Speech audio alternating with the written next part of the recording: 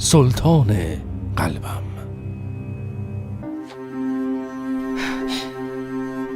بابام تصادف کرده.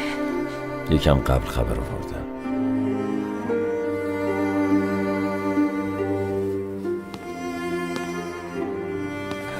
بابا مرده.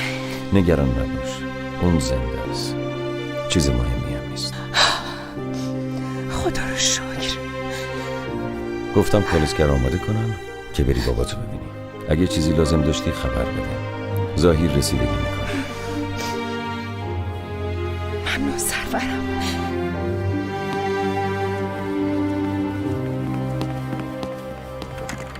شهادت اینو بگو سگ. اشهد ان لا اله الا الله اشهد ان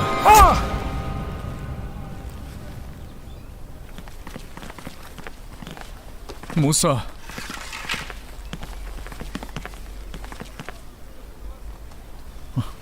ما کسی که وظیفه بهش دادیم و تو شرایط سخت نمیذاریم. فهمیدم آقا.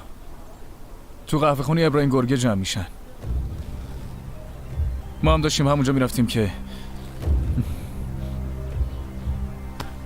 وقت شرمندگی نیست جوون. سرتو بلند کن. الان برو قهوه خونه ببین چه خبره. همه رو بفهم و بیا به هم بگو. هرچی شما بگین آقا. این دفعه موفق میشم به اذن خدا. از کجایی اسما؟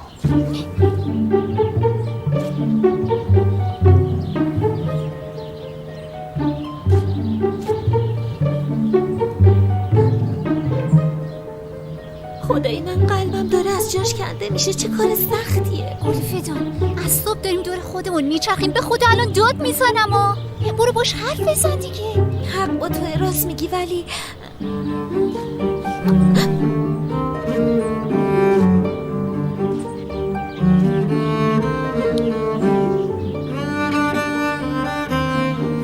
پاشو اومده منتظر توه. معلومه که اونم به تو حس داره. لطفا جسارت تو جمع کنه. برو تمومش کن دیگه. زود باش. باشه وایسا. راست میگی. منم الان باید برم. خب برم دیگه. زحمت میشه. سلطانه شما اینجا چی کار میکنی؟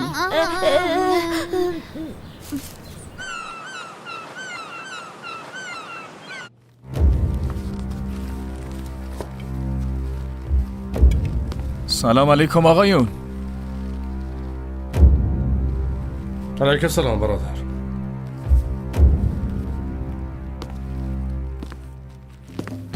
آقا رضا کجاست؟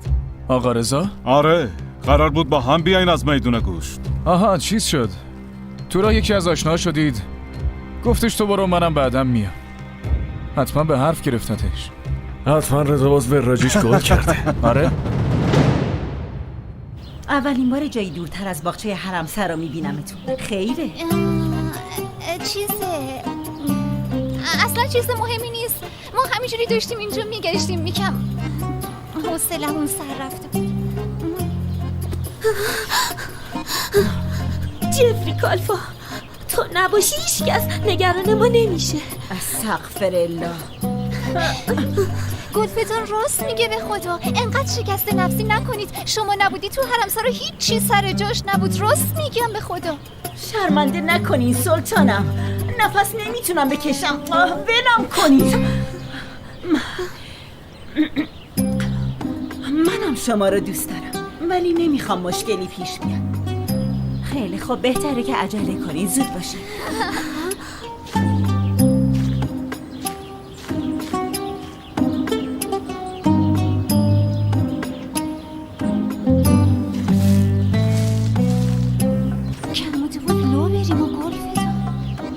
بنده خدا انقدر منتظر تو وایستاد به درخت چنار تبدیل شد. برو زود باش حرف بزن دیگه.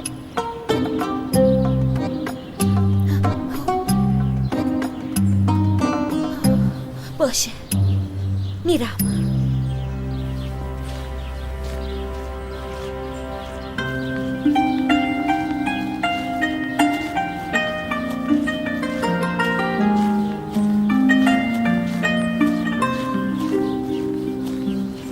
نامیک پاشا. سلطانم روز خوش.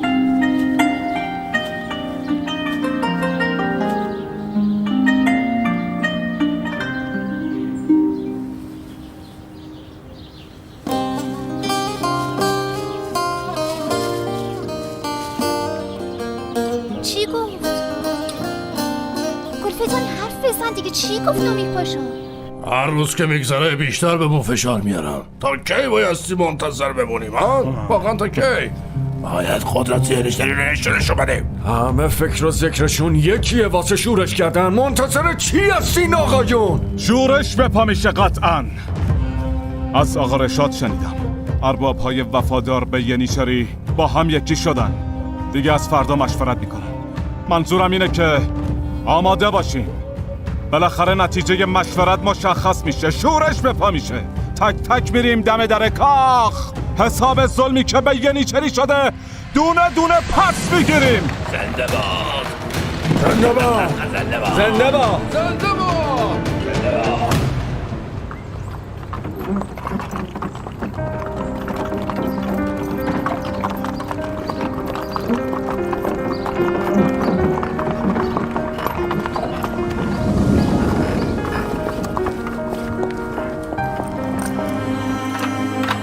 بابا جون. مانوشا اومدی؟ بابا جون، چه اتفاقی براتون افتاده؟ به من گفتن که تصادف کردی. آره دخترم، یه بد اقبالی پیش اومد دیگه. خدا رو شکر زندم. لطفاً آروم باش. چی اصلا؟ پات؟ دکتر اومد؟ چی گفت چیز مهمی نیست. یه مدت با اصلا باید راه برم. همین. گرسنتونه؟ من الان بشین کنارم تا خوب نگات کنم. چقدر میمونی؟ دکتر ایوانوویچ چرا درتون بازه؟ اینجوری نمیشه که. آنا پترونا هم اینجاست. با احترام. سرزده اومدم، ببخشید. اکسلانس از این بابت منو ببخشید. دکتر ایوانوویچ، از تصادف غیر منتظره تازه با خبر شدم. گفتم بیام ملاقات و بلا به دور بگم. امیدوارم مزاحم جمعتون نشده باشم. نفرمایید. افتخار دادین. در خونه ما همیشه به روی شما بازه. آنوشکا. دکتر ایوانوویچ نیازی نیست. شما باید استراحت کنید. واقعا از تصادفتون خبردار شدم و خیلی نگران حال و روزتون شدم، اما ظاهرا خدا رو شکر حالتون خیلی خوبه. نه؟ خدا رو شکر خوبم، ولی واقعا میتونم بگم به خیر گذشت. تصادف غیر منتظره بود. تصادف غیر منتظره. این که سر آدم کی چه بلایی میاد واقعا معلوم نیست. آدم از یک لحظه بعدش هم خبر نداره، مگه نه آنا پترونا؟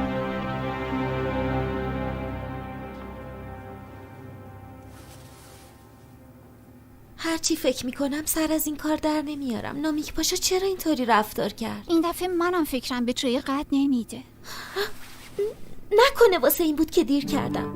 خواست بگه اون همه منتظرم گذاشتی، منم انگار تو رو نمیشناسم اصلا. نه فکر نکنم. یعنی اگه یکی اینقدر منتظرم بذاره معلومه خیلی عصبانی میشم، ولی میرم ازش میپرسم. خب پس چرا اینطوری رفتار کرد؟ نه اینجوری نمیشه. ما باید بریم اینو از یکی بپرسیم. از آنا بپرسی؟ نه بابا، از عمه اسما سلطان. به نظرت کمکمون میکنه؟ عصبانی نشه از دستمون؟ نه عزیزم، میدونی که ما رو دوست داره. هم استانبول خوب میشناسه، هم نامیک پاشا رو خیلی خوب میشناسه. قطعا یه راه چاره نشونمون میده. مگه چی از دست میدی؟ راست میگی. تو این کار فقط اسما سلطان میتونه کمکمون کنه. آره.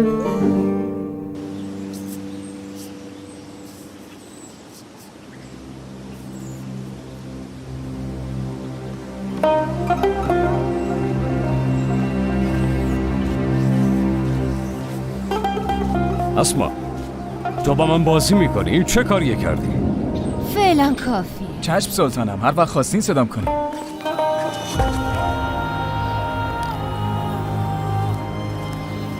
این زیارت بی موقع دلیلش چیه پاشا؟ بی موقع؟ اون وقت کاری که تو کردی چیه؟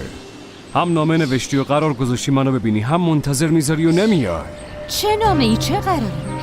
اصلا خودت میفهمی چی داری میگی پاشا؟ بیا نام اینجاست. تو نوشتی نه؟ این چیه؟ نامی که نوشتی. این دست خط منه؟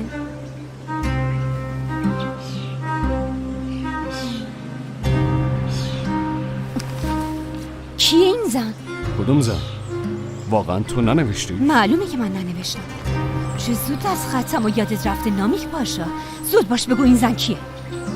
پس یعنی اطرافم یه خاطرخواه دیگه هم داره. عجیبه. ببین من کنجکاو شدم ببینم این زنه کیه. هدف تو چیه پاشا؟ با خوندن این نامه جلب توجه کنی؟ خیلی بچگانه است. برای جلب توجه نیاز به چیزی ندارم اسما. همین جوریش هم توجهت به من هست. همه اینو یه معنی بیشتر نداره. تو دیوونه بار بهم حساسی. چه حساسیتی؟ من فقط میترسم از این که با احساسات یه دختر جوون بازی یه روز کنی. قطعا این لجبازی رو میذاری کنار اسما. ولی عجله نکن. ببین خاطرخواهم تو نوبتن و منتظر جواب من.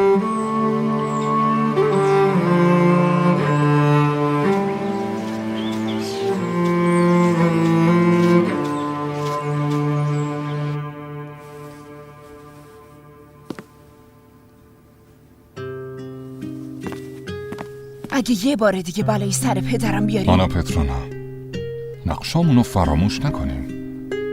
من تهدید میکنم و شما وظیفتون رو انجام میدین و برای فرار کردن از نتیجه های بد انجامش میدین. صبر کنید. هر کاری که داریم میگین و انجام میدم. دیگه چی میخواین ازم؟ چی کار میتونم بکنم؟ آنا پترونا، میخوام به 3 قانون پایبند باشید. اینکه مراقب باشید و دیگه هیچ وقت به من دروغ نگید، مخصوصا چیزی به پادشاه نگید. فقط این 3 قانون ساده تضمینی سلامتی پدرتونه. متوجه عرضم شدی؟ از شما متنفرم. هر جور دوست دارید. چیزی که مهمه کاره. حالا گوش کنید. امشب برمیگردید به قصر. کشتی‌ای که از استانبول به مرا میره رو زیر نظر بگیرید که به کدوم اسکله میره. اسمشو توی کاغذ بنویسید و بعد توی باغچه قصر پیش یه چاه زیر یه سنگ میذارید. عقلتون رو از دست دادی؟ چنین چیزی رو چطوری باید بفهمم؟ کی اینو به من میگه؟ نمیدونم. برید از یکی بپرسید دیگه. آنا پترونا، امیدوارم که جدی بودنمو به خوبی نشون داده باشم. میدونید که ممکنه دوباره این تصادفات غیر منتظره اتفاق بیفته. یا دیدین پدرتون دیگه جون سالم به در نبرد.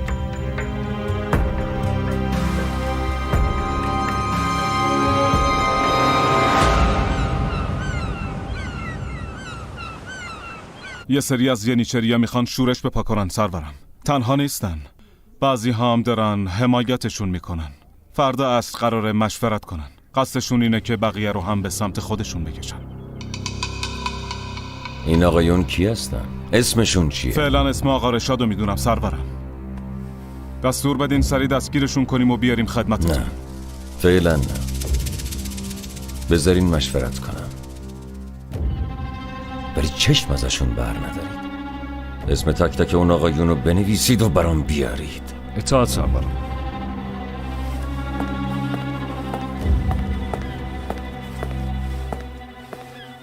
به هیچ وجه تحمل اشتباهو ندارم نامیک باشم. بهونه هم نمیخوام. اینو خوب تو مختون فرو کنید. شما اصلا نگران نباشید سرورم.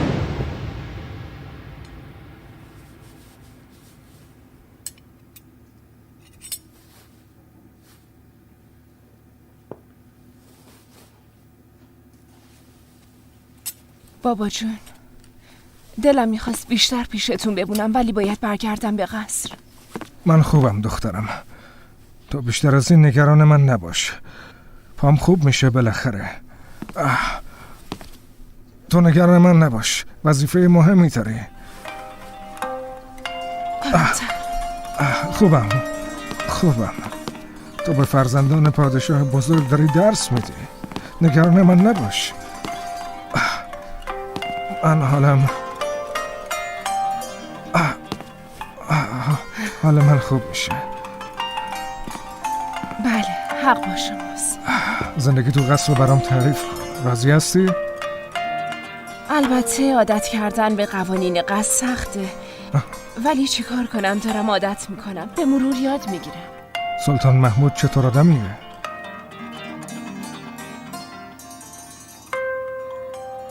برم نوشیدنی بیارم.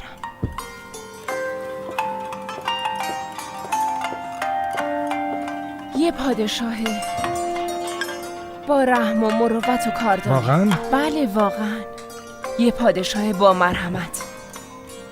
آدم درستیه. متاسفانه من لایقش نیستم.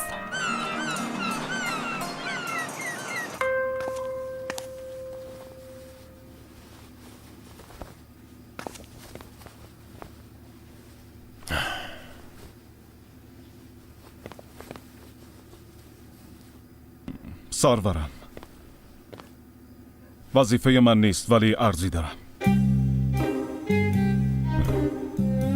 میدونم از دست آنا خانم عصبانی هستین، اونو پیشتون صدا نمی کنین. ولی معلم های اشرافی قصر میخواند دست این داستان سوء استفاده کنن و فکر میکنن روی شما تأثیر گذاشتن و پررو شدن. چون فکر میکنن خودشون باعث شدن که خانم معلم دیگه درس نده. سرورم، شما هر چیزی رو خوب میتونید، ولی اینکه فکر کنن روتون تأثیر گذاشتن خیلی جالب نیست.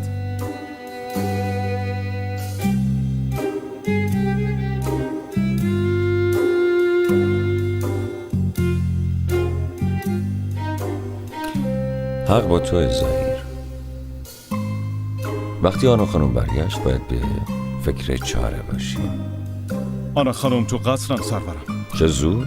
باباشون حالشون خوب بوده، گفته بچه ها از درس عقب نیفتن، زود برگشته. به خاطر بچه ها.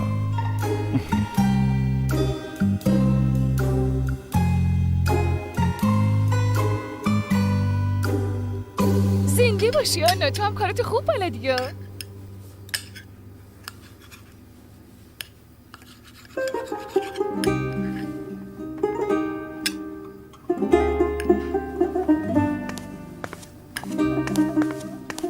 آنا تو چت شده؟ بیا پیش ما دیگه. خوبم، اشتها ندارم. شما بخورید. خب پس بگو این حالت واسه چیه؟ ببین غذا خیلی خوشمزه است و باباتم خدا رو شکر که خوبه.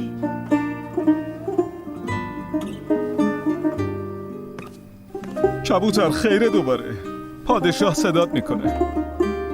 سریعتر حاضر شو، برو خدمتش.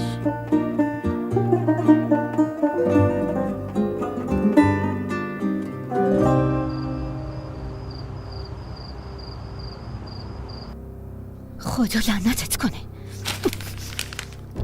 یعنی کدوم خاتون اینو نوشته؟ کدوم خاتون میخواد خشم منو تحریک کنه؟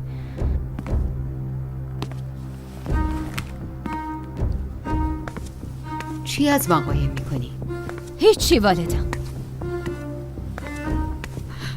حتما همینطوره. تو رو با نامیک پاشا دیدم تو باغچه. واسه چی اومده بود؟ چیز مهمی نیست. اسما، چیزی نمونده به تخت بشینی ولی همچنان تو فکر نامیک پاشایی. چرا؟ تنها فکر من حکمران شدنه.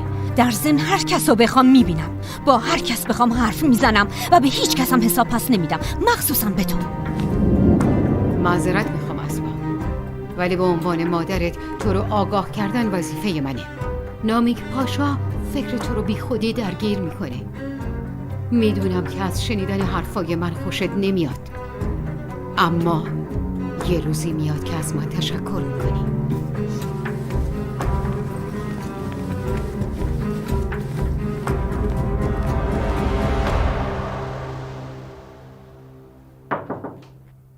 بیا تو.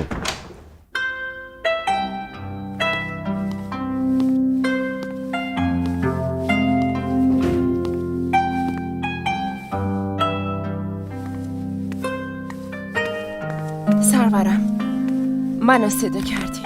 وضع بابا چطوره؟ استراحت میکنه. متاسفانه یه مدت باید با عصا راه بره، ولی مشکل دیگه ای نداره خدا رو شکر. خوبه. خدا شفاش بده.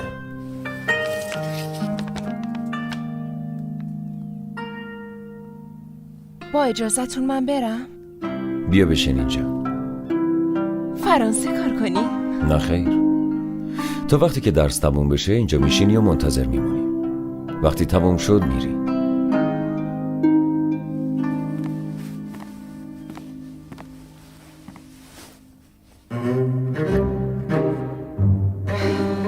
سرورم، یعنی اینجا همینجوری قراره بشینی؟ بله. خب چرا؟ به خاطر مشکلاتی که برام درست کردی همه دارن پشت سرم حرف میزنن. پادشاه به خاطر ما معلم و دیگه صدا نمیکنه. فقط برای اینکه فکر نکنن تحت تاثیر حرفای اونا قرار گرفتم صدات کردم. تا وقتی درس تموم بشه اینجا ساکت میشینی و منتظر میمونی. بعدش هم میری. خب سرورم،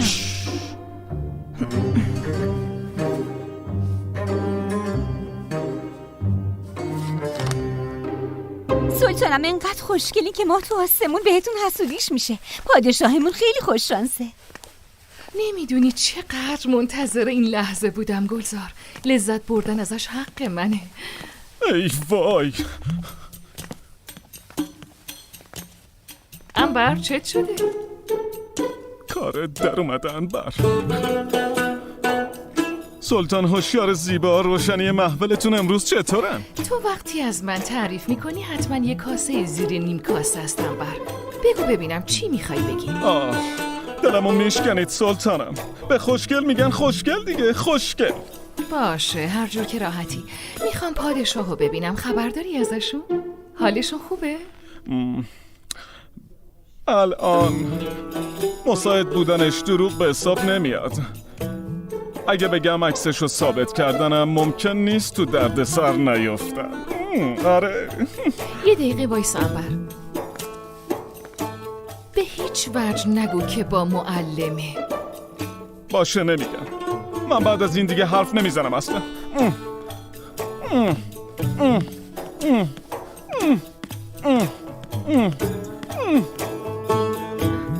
بعد از این همه اتفاق چطور پادشاه اونو میبخشه؟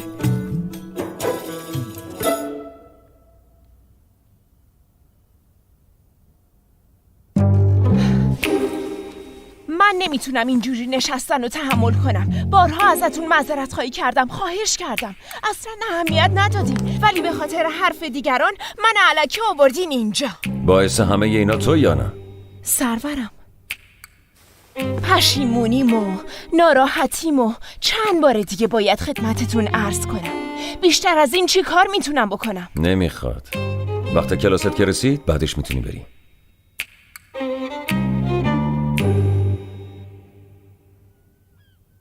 نمیرم.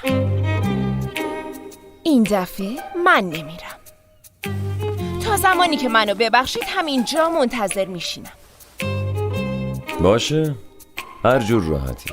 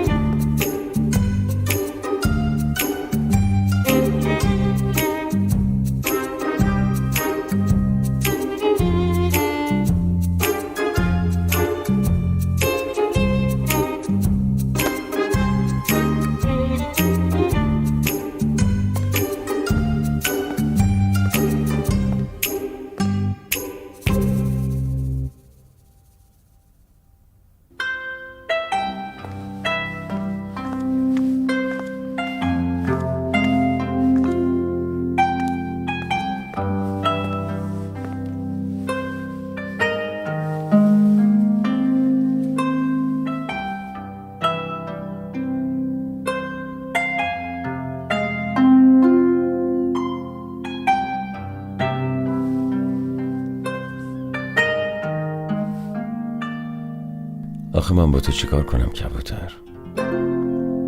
همه چیو زیر و رو کردی.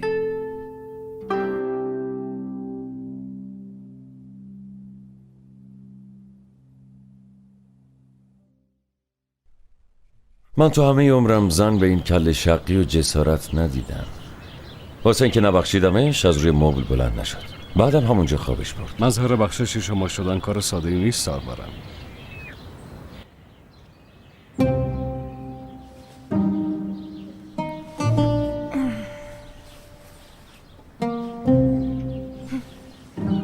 وقتی تازه اومده بود همش تلاش میکرد بره. وقتی هم گفتم برو واسه یه موندن تلاش کرد. از کار این آنا نمیشه سر در آورد.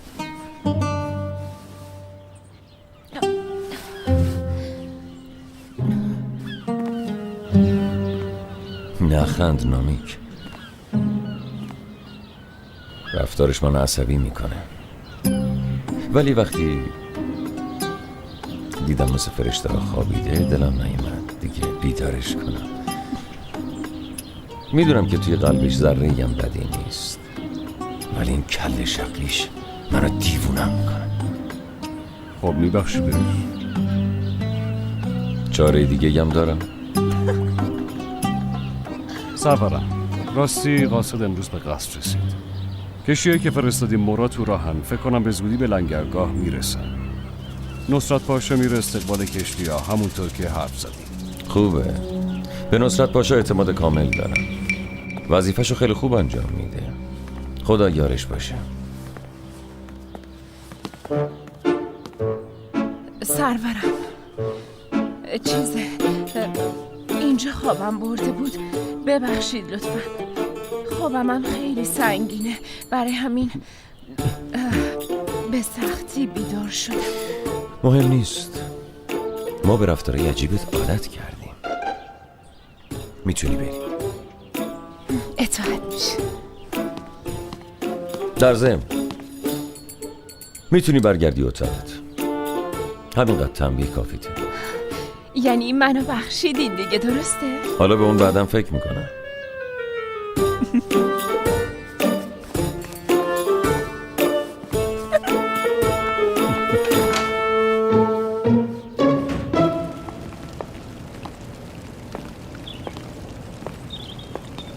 داری میری؟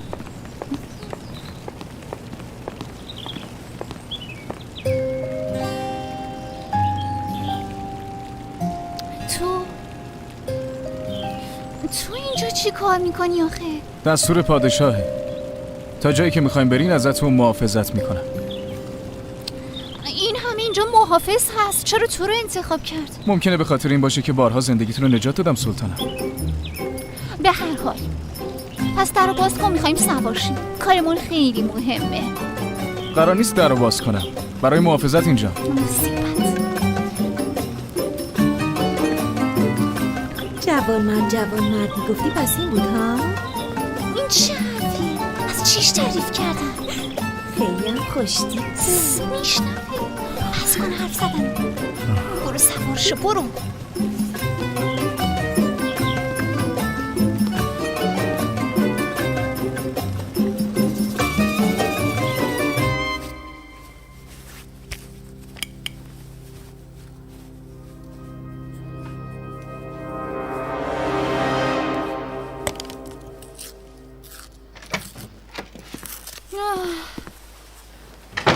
دروغ چرا؟ وقتی به اتاق خصوصی عادت میکنی دیگه اونجا خوابیدن اذیتت میکنه. منم همین نظر رو دارم. راستی خانوما حواسم بود که کلاس درس تا صبح طول کشید. آیفرین، تو هم شروع نکن لطفا. روی مبل خوابم برده بود. پادشاه هم لطف کردن و اجازه دادن که من بخوابم، همین، نه کمتر نه بیشتر. خیلی خوب بابا، چیزی نگفتم که. مهم اینه که پادشاه تو رو بخشید، این مهمه.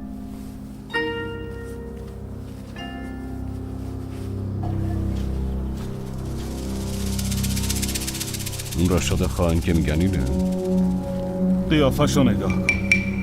مرتی که یه بی صفت. شیطونه میگه برو. ما به حرف پادشاه گوش میکنیم، نه به حرف شیطان باشه. تو نگاه نکن، من یه چیزی میگم حالا. به هر حال این خائن ما رو به خائنای دیگه میرسون، نباید گمش کنیم.